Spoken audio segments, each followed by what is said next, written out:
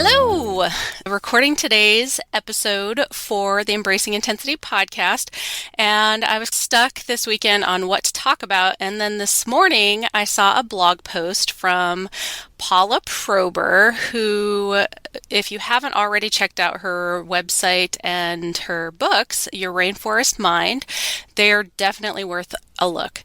And today I saw a blog post, and it was called, Can Gifted Kids Become Ungifted Adults? And her answer was basically no, which I agree with. And it's something that I've really been observing a lot recently, especially as I've been more on neurodiverse Twitter and social media. And what I've noticed is that a lot of people refer to their giftedness in the past. So they will put gifted kids in quotes, or that they were a gifted kid, but they refer to it in the past tense. They don't refer to it as something that still affects them as adults. And this is something I was talking about with Nadja of a new podcast called Unleash Monday. And on Saturday, she interviewed me, and then I interviewed her for our podcast. So next week on Monday, you should see both of those coming out. And we had a lot of great discussions. I can't tell you which happened on which which of our episodes, so you'll have to watch both. But one of the things we talked about is how a lot of people who are gifted don't necessarily identify as gifted. So either they weren't recognized growing up, or they weren't identified, or they were identified, but they still don't see it as relevant. And I think a big piece of this, a big part of the problem, is that we really see giftedness and achievement as the same thing, and they're definitely not the same thing. And so when we think of the term gifted, we think of someone who has achieved these huge, spectacular things, and that's part of their giftedness, is these amazing things that you see.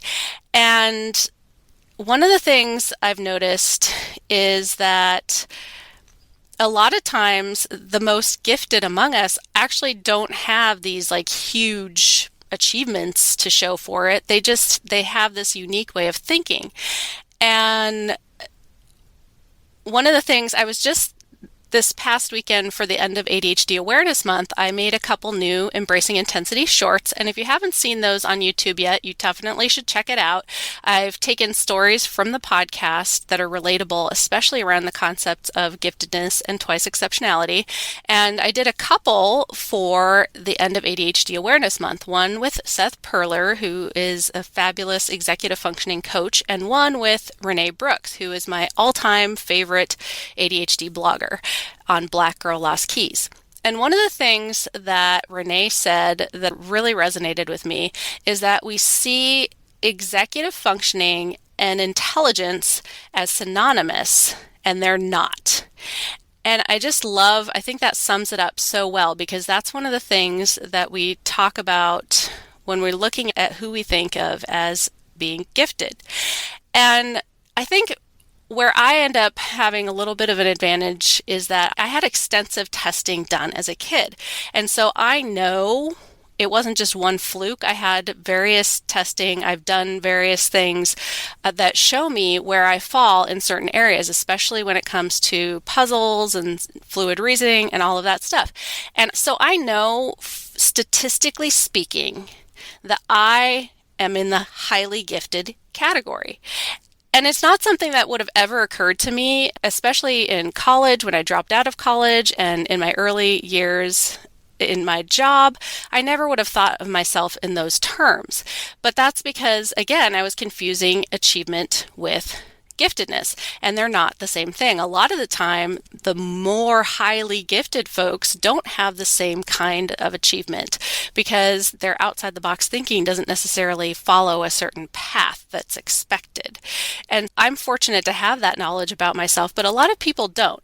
And one of the things, when I discovered the Unleash Monday podcast, it was because Paula Prober had shared it on her Instagram. And so I listened to that episode on my way to work. And one of the things I really appreciated about Paula, and one of the reasons why I'm so often on the same page as her when I read her blogs, is that Nadja asked her, how many people come to you thinking that they're gifted when they really aren't? And Paula basically said, none. And I agree with that 100%. I think that if you are questioning if you're gifted and you're not sure, there's probably something to that questioning that you're gifted, that you probably are in some way, because those folks who think they're gifted and aren't, they're not questioning it. They're more on the, those who are maybe narcissistic or those sort of things.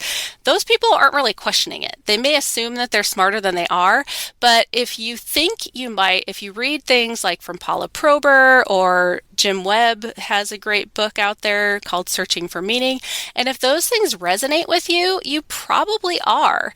And even if you didn't test well, or if you don't have anything concrete that shows this is where you're at, this is your level, my guess is that if you think you might be, you probably are. And if you were ever identified as a child as being gifted, you're still gifted and it still affects you. And so even if you're not achieving the things in your life that you think you should have achieved being gifted, that doesn't make you not gifted. That just means that you're not achieving what you would like to achieve. Those are two separate things, and I cannot emphasize that more, because the gifted aspect, understanding where that's coming from and understanding that part of yourself, can help you to tap into where your strengths are and hopefully find ways to use them in a positive way. Because I think one of the things we get caught up in when we get caught up in the achievement is that we think that we need to fit into a certain box for achievement, to say that this is what achievement looks like. And when we get stuck in that standard box of what achievement looks like, we might not be meeting that. But if we can redefine what achievement means based on our strengths and our knowledge of ourselves and our values and what works for us, then we might see more achievement based on what's really meaningful to us. And then, of course, if you have executive functioning challenges, like many of us who are twice exceptional, and even those who aren't, have some executive functioning challenges, then putting some structures in place through coaching or reading courses or books, there's so many ways to help look at that and help put things in place. But those two things, really finding your strengths and values and working towards those, and finding ways to help with your self-regulation and your executive functioning, which go hand in hand, those things can help with really, as I say, harnessing the power of your intensity. So that's the whole goal for me and my work, is to help with that through my Ignite Your Power program and the Embracing Intensity community, and finding ways to help regulate yourself so that you can channel your energy in a positive direction. This material in an excerpt from a longer podcast or video. Follow link in description to learn more.